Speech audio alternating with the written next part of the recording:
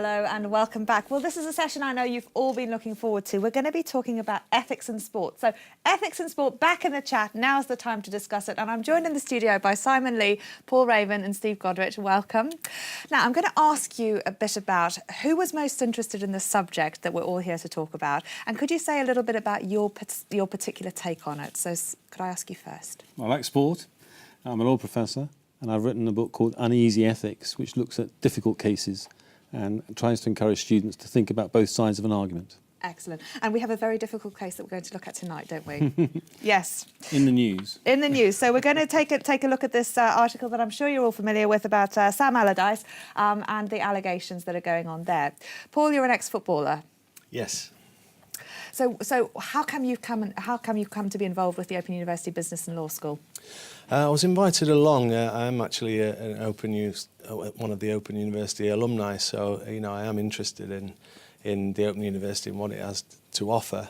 Part of my job remit is working for the PFA, which is the Footballers Union, in the education department. So we're looking to help players transition through education, other personal development tools, so that they can transition as smoothly as possible into a second career beyond their playing career. Thank you. And Steve, I mean, most people may not know that the Open University Business School offer a specific MBA, don't they? We have undergraduate, a BA in Business Management, brackets Sport and Football. So that's a programme that we offer with a number of modules that have been footballised. So we kind of look at business through the lens of football in most of those modules. So we thought that this whole idea about ethics in sport was very interesting, and luckily it's been very, very topical. So fill us in terms of what's going on and what are some of the big issues and what we'd like you to vote on at home. We've got the agree and disagree widget. And the first question we'd like to ask you to vote on is, do you agree or disagree with the statement, is it wrong for a football manager to take payments in relation to transfers? So you do agree it is wrong, or do you disagree? What do you guys think? Yes or no? Well, if we're talking about here in the United Kingdom, and particularly in the England Premier League, we've got managers from all over the world, very few from England. We've got agents and players from all over the world. So for a lawyer, it's certainly very, very interesting. There are different cultures, different understandings. There's a lot of money at stake. And these commercial contracts might say the agent gets such and such, the club gets this, the player gets that. It would be wrong for most people if the manager secretly was taking something. But is it wrong or right for the manager to get a bonus if the transfer is good, for instance? And once we begin to talk about these things, it may become more difficult to be so certain about those people are always wrong, they're always on the take, whereas we are always right. And that's where it's interesting. So to what extent then is this a legal issue or a moral issue? Again, that's a very good question, an important division, and I like to write about both. But if we can give an analogy, if you like, to something else in life, there are many things in traffic law that people understand are the law, but they don't observe it. And they feel it doesn't really matter, or we can do this or that, or there's a margin of error. And then there are some things which are clearly wrong, and you would feel dreadful if you killed somebody because you were driving too fast or drinking too much. So the law and morality sometimes overlap, but sometimes they take different positions. And what we've got to do is, I think, to use sport, which everybody understands and loves around the world, and ask ourselves, how would we defend a manager who's accused of behaving badly? How would we criticise them? If we were a judge, what would we take into account? Rather than just rush to judgment and condemn everybody other than ourselves. Yes, but there are various different takes you can have. So you can have the moral and you can have the legal. But what about the normative? I mean, what is normally happening? What's your experience, Paul, in terms of some of these things going on? How do you perceive this? Well, coming from the football industry itself, as both a player now working within the football industry, my only concern, or my main concern, is the integrity of the game of football. We've seen plenty of sports, plenty of other sports, including Olympic sports, whose integrity has clearly been questioned, and that can have a negative effect on the experience for both the participants and the viewers of the sport. So integrity is key. I'm feel somewhat conflicted over the news story, the main news story of this week with Sam Allardyce. As a former colleague of mine, you know, I'm say somewhat conflicted, but I can only say that I hold him in the highest regard. That conflict is interesting. We were talking a little bit earlier about how, you know, we can categorically think things about certain areas, but then when it applies to us, all of a sudden there's a very different way of looking at things. So I guess that's your experience. Our audience is saying, you know, over 90% are agreeing that it is wrong for a football manager to take payments in relation to transfers. But yet, you know, I don't know, this kind of thing, I guess, is happening, and it's where those parameters lie that is the interesting distinction. Steve, what do you think? Well, I guess that's clearly the issue, and Simon touched on it there, that it's very much contextual. So it's something that we discuss in some of our modules, is this idea that, and football's a great example, it's now a globalised industry. So our idea of morality and ethics is one thing, but going to deal with people in other parts of the world and other cultures, that could be very, very different. So who are we to be so arrogant as to say, well, our way is right? Perhaps the way other people do business is also equally right. So where a different culture might mean paying somebody to get a contract drawn up or something done or a player transferred or whatever. So context, I think, is quite an interesting issue that, you know, people need to consider. It is, but do you then think that we can categorically say, well, within this context, yes, this is wrong? I mean, is it a clear case? Well, it depends what the it is that you're talking about. The because taking payments. But he didn't. Sam Allardyce didn't have. take payments, and it wasn't for a transfer in this particular example. But let's say a footballer, an actual player, nowadays might well have their own charity, their own foundation, because a generation ago they'd have worked for the club's foundation, but now they tend to move around different countries every couple of years, partly because the agents are getting a percentage of the transfer fee. So suppose they take some money above and beyond what is made public, and they put it into their foundation, which is to help back home, let's say in Sierra Leone, to help disadvantaged children. Is that necessarily to be condemned? They haven't broken a law in this example. They're putting it to good use. There's a lot of money in the game. Should they take it and use it in a certain way? Whereas the way you're putting it is the manager is doing something underhand for selfish reasons. Now, it's a sport with a short lifespan for the players, and managers seem to get thrown out every, 60 days. So I'm not defending anybody on any particular example. I'm saying let's not just bundle everything in and say they're always wrong. And as we're all saying, I think, let's look at it in the round. OK, let's see what people at home think. Sophie and Kristen, I hear there's a lot going on in the chat. Yes, there is. It's hard to keep up this evening. Everyone's got really good views and really good opinions. It's really nice to see everyone debating and agreeing and things. It's really nice.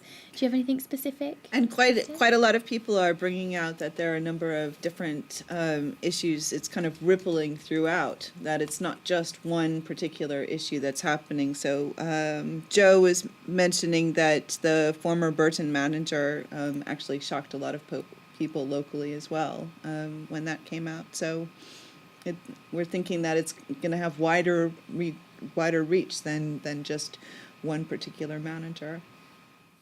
What do you think? There's clearly an investigation going on into malpractice, particularly by the Daily Telegraph that we know of. So we're all waiting to see what they produce. So it's difficult to comment on certainly the last one, the QPR manager. I wasn't aware of that one. Could I say, though, we were chatting back in the green room there about issues that things like doping, which we see in other sports, the Olympics and cycling and what have you.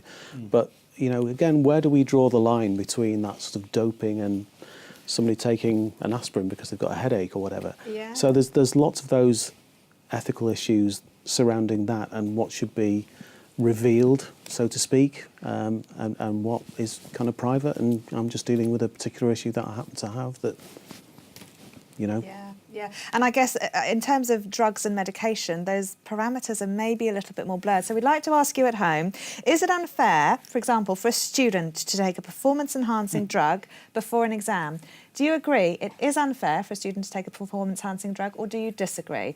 And it might be interesting in the chat to think about what some of those drugs might be and where those parameters lie. Because I guess the issue of doping in sport is very complex, because there are various chemical reactions that are going on, and we're needing to think about what is performance-enhancing and to what extent is that something that's internal or a reaction in our bodies to something else. So maybe that's more of a, I guess, interesting area to explore. What would your views be? Is it I guess a little bit difficult then to look at it from a legal perspective in terms of something being right or wrong in that regard? Well, I think, again, that's a very good question to ask students. And what do you mean by a performance-enhancing drug? It could be, let's say, Lemsip. You're feeling bad on the morning of an exam. Would you take that? Most students, I think, would. And they probably wouldn't feel they're doing anything wrong. If they were skiing in the Olympics, they could get disqualified for that, depending on the exact medication and where they are and so on. And then you up the scale. And then you think about people who are staying up all night before an exam and having coffee to do that, but maybe having a harder drug, maybe an illegal drug, or maybe misusing a drug that was meant for something else, and then using a different drug in the morning to move forward into the exam. So now, there are stimulants and other sorts of stimulants, I guess. Yes, and is it fair in this example compared to other people who are also juggling life, family, work, doing their revision and so on? These are the sorts of things that it's easy, again, to condemn a cyclist, an athlete, whoever it might be. But how do we draw those lines? And then I think, as Steve has said, the therapeutic use exception is now being revealed. Do students want the examiners to all be debating whether their migraine is relevant or not? You know, that used to happen. And they became like medical surgeries, examiners' boards. Now it tends to be much more trying to sort out that we're fair to students by not having discretion at the last minute. But these are the sorts of things which every time you can think of an argument. I would like to think, if you were defending a student, if you were the institution challenging the student, and if you were the examiners making the decision, and you've got in your mind, I want to be fair to everybody. I want to be fair to this person. They're innocent until proven guilty, whereas the media often interpret the football manager or the cyclist as guilty. The student is innocent. But if they are plagiarising or whatever it might be, cheating in a different way, in that example, don't I have to be fair, and don't I have to take Paul's point, stand up for the integrity of my subject, my university? Paul, what was your experience when you were a professional athlete in terms of performance and performance-enhancing things? So, I mean, diet is very important, sleep, you know, stimulants, etc. So there's a lot of ways in which we try as athletes to make our performance optimal. But were there any difficult moral decisions that you ever had in terms of, you know, any areas that you thought, oh, I'm not really sure whether or not I agree with this, that or the other? None that spring to mind. I think the perspective that I would like to come from is about how much education there is out there for young footballers, particularly those joining the game. We try and educate footballers as early as possible to avoid and give them avoid, you know, putting the wrong substances into the body, because we know all athletes are 100% liable for what goes in. Part of that education is around maybe something like the use of supplements. You know, people use supplements to improve their endurance or muscle growth, etc. And we try and explain to them that, you know, speak to your sports scientists. Surely, what you're looking to achieve, there's a better way of you can achieve that through natural work, working with your physiotherapists and your sports scientists. There is a lot that can be done, but equally a lot of people are doing things that are, you know, illegal, I guess, effectively. Maybe not in football to the same degree, but we've seen a lot of cases coming up in the news where people are being, I guess, coerced. In particular, some countries are advocating that their athletes are doing this sort of thing, and there's quite a lot of pressure. We've been also talking about, you know, global and localised and individual issues as well. So do you think this is something that may affect different countries more than others? Undoubtedly, yes, I think so. I mean, pressure for a young athlete is I'm sure, is very hard for for them, and there is pressure all the time in sport. That's one thing that we do become used to, pressure from a number of different angles. We asked people whether they thought it was unfair for a student to take a performance-enhancing drug, and the vast majority of people think it is unfair for students to take those. And there's been a lot of talk about coffee and inhalers and all sorts of things, and I'm going to go over to the hot desk and see what's been happening. I wish that coffee had the same impact it did when I was a lot younger on me, because now I can just drink it till the cows come home and I don't stay up any later, so it's lost its effect. But you know, the way that these things act on individuals is also sometimes a big variant. Sophie and Kristen, what's going on? Well, it's interesting because a number of the students, people at home, are talking about how they take drugs for medical conditions, and so they wonder about that issue in the news that you were talking about, Sophie. And I don't know if you want to. Yeah, so Stuart and Penelope both obviously mentioned Bradley Wiggins and the steroids that he takes because he has asthma, which I actually can relate to quite well, because I'm asthmatic, although not that severe, but my dad is, and he regularly takes steroids for it. And then should he be penalised for something that he can't really control? And it is a touchy subject. There is a massive grey area. There isn't a right or a wrong there. But it's nice to have that conversation in the chat, and you know, the different sides that we hear to it, definitely. We've also had a few good... Penelope also mentioned, we were talking about football a little bit earlier, and she says basically that scandal follows money, and if the players maybe weren't paid as much, the scandal would maybe be decreased quite, you know, dramatically, which I do kind of agree with. I think that's a very good point, so thank you, Penelope, for that one. Simon, would you like to pick up on those points? Yeah, very interesting to hear that, chat. And can I give an example that the students might want to discuss? It's a bit like in Paul's sport of football, the issue of tugging shirts in the penalty area, which... you know, you could say is not allowed, and it should just be a penalty all the time. But in practice, it is allowed. Some managers might expect you to do it, and then sometimes people get brought up for it. An example in law, in the olden days when I was a student, is that some students were said to take a vital book or law report out of the old physical library shelf and then hide it somewhere else. So they didn't take it out of the library, they didn't break the law, but they made it impossible for other people to read the material. And then they did better than them. Now, that kind of competitive nastiness, I'm sure, doesn't go on in the Open University. Certainly not in the Open University library, where it's all online. In the technological age to have precisely that example. But that sort of thing, that kind of niggle, you could imagine in some very competitive environments. What should you do if it's brought to your attention as an examiner? It's quite difficult to gauge what was the advantage, what was the disadvantage. Just get on with it, some people would say. So there are these parameters, and having a 6-year-old myself who is very mindful of these boundaries, like tugging shirts, you know, there are parameters where you can say that definitely was, that definitely wasn't. You know, it is very difficult to have a categorical decision, so it's not quite as clear-cut, I guess, in terms of the ethics, although we have these legal parameters. So just well, I'd had students say that to me, that wasn't plagiarism. Yeah. And you say, yes, it was. And they said, well, I did it last year, you didn't pick me up on it. I said, well, that's like saying, I drove at 75 on 70-mile-per-hour speed limit and you didn't stop me, so you can't stop me this year. Yeah. These things are happening in everyday life all around us, and what we want to do is to ask students to be measured in judging others and to think about what we do ourselves. So then what are the, like moving forwards, what are the issues in terms of ethics in sports then that what's going to be interesting in terms of how people look at these parameters in the future? I think fair play is a big theme in football and other sport and life. And that's what we want, isn't it, in our politics as well. People are talking about it, but we disagree about what it is. And when it comes to competition, the last few minutes of a game, your country depends on you, Thierry Henry or Diego Maradona handling the ball, you tend to view it slightly differently depending on whether it's your team or the opposition. Well, you do, but wouldn't that make the world a very boring place? I mean, sitting here as a psychologist, I'm quite confident that if we had all of these rules and we said, let's all play nicely and fairly, it would be a little bit more boring, and I don't think everyone would do it. And I think that's what we want in football. We don't want it to be sanitised, you know, we want it to... that traditional thing of talking over it in the pub after the game, that's what we want to maintain, that's our heritage. In professional sport, you're always pushing anyway. You're pushing boundaries, you're pushing parameters, and maybe seeing exactly to what extent you can, you know, go in terms of both meeting the rules and also developing the game and the sport.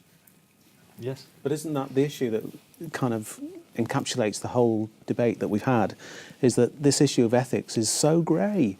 And you've asked two questions of all the students and the viewers out there, which were very polarised. Do you agree or disagree? And it was kind of yes or no, when actually there's a lot of maybes and perhaps. And that's really what we want to try and encourage with all our students, is to ask those searching questions and really dig into issues and subjects and try and understand, rather than just being very glib and saying it's a yes or a no. And these ethical issues that Paul and Simon have raised are just fantastic for showing how difficult some of these issues can be. No, they are. And I've sat here with many of your colleagues from the Law Department and Business Department, and we talked about exactly how woolly and grey these areas are. But we don't have time to go into all of these, unfortunately, which is why we've been fairly categorical. So do excuse us for that at home, because these are really just starting points to get you thinking about some of these things. And what we've really been finding out over the last few hours is how, when you start studying some of these things, which we know that many of you are at level 1, so you know you're going to be starting your learning journey with the Open University, many of these things will become increasingly unclear as you progress in your studies. So you've got that to look forward to. But Simon and Paul and Steve, thank you so much for joining me. I just want to take a quick trip to the hot desk. Sophie and Kristen, I'm so excited about this moot, and not one person from the Open University Law School has told me what hats have got to do with moots yet. We're still pretty clueless too, so we're hoping that this is all for a reason. Yes, but we've been able to wear some great hats. We have, and Stuart at home, he has joined in, he has sent us a nice selfie of him with a hat. We are trying to get that printed off as soon as possible. We have got a few more actually, I'm just going to show you these very quickly. Lovely. So we've got something from Rubina here. Oh, is this Rubina? This is Hello, Rubina. If you've been with us Rubina. all day, it's lovely to see you. Thank you so much for sending this through. It's a beautiful picture. And we've also got Mohan here, who's joined us. Hi, Mohan. And we've got, as always, I do like a cute animal. We've got Sylvia's cat. Hi, Sylvia's I cat. think it's Rashina, I think. Beautiful. And the last one, we've also got Joanna. Hi, Joanna. Some nice selfies that have come in. If you have sent us a selfie, please do send us your address. We have got some things to send out to you. I don't actually have them here with me at the moment, but they are things. We've got some BBC posters on the hunt. There's one on digital technology, and there's one on wild weather. So please let me know which one you'd like. Send through your address to studenthub@open.ac.uk, and we'll get those sent out. Thank you so much for taking part. Wonderful. Thank you very much, Sophie and Kristen, and thank you to my guests in the studio. We're going to have a short video break that I pre-recorded earlier, where I was asking Terry O'Sullivan all about MOOCs. That's MOOCs, not moots. We'll be back for the moot after the MOOCs in 5. See you soon.